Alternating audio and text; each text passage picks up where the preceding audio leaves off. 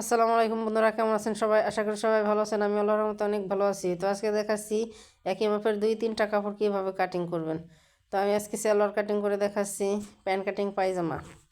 প্রথমে একটা কাপড় কাটিং করে নিয়েছি, তারপর আরেকটা কাপড় আমি সুন্দরভাবে বিছিয়ে আয়রন করে নিয়েছি, তার উপর ওই কাটিং করা কাপড়টাকে সুন্দরভাবে বিছিয়ে নিয়েছি।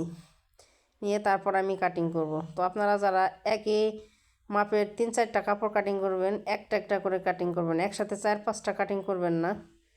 একসাথে 4-5টা কাটিং করতে গেলে কি হয়, এক মাপের অ্যাকুরেট মাপ আসে না। তো দেখা যায় কি একটা ছোটো হয়ে যায়, একটা বড় হয়ে যায়। তো একটা একটা করে কাটিং করবেন, ঠিক এইভাবে। দেখুন, এবার আমি সুন্দরভাবে কাটিং করে নিচ্ছি।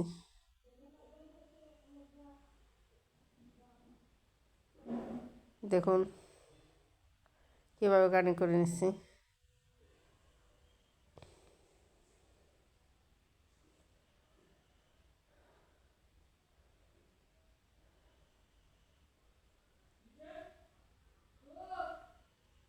দেখুন একই নিয়মে কাটিং করে নিচ্ছি।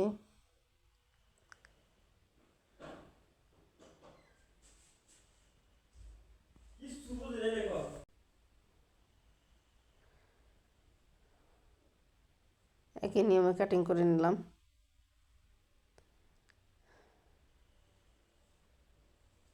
দেখুন হয়ে গেল আমার কাটিং করা। এবার পট্টির কাপড় ওই একইভাবে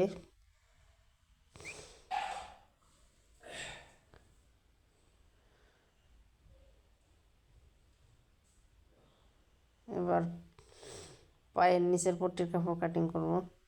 একইভাবে কাপড়টাকে ভাঁজ করে সুন্দরভাবে ভাঁজ করে বিছিয়ে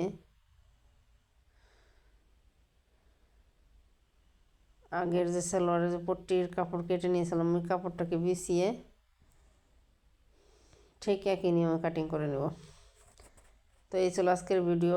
আমার ভিডিওটি ভালো লাগলে আমার চ্যানেলটি সাবস্ক্রাইব করবেন, লাইক কমেন্ট শেয়ার করবেন। সবাই ভালো থাকবেন। আল্লাহ হাফেজ।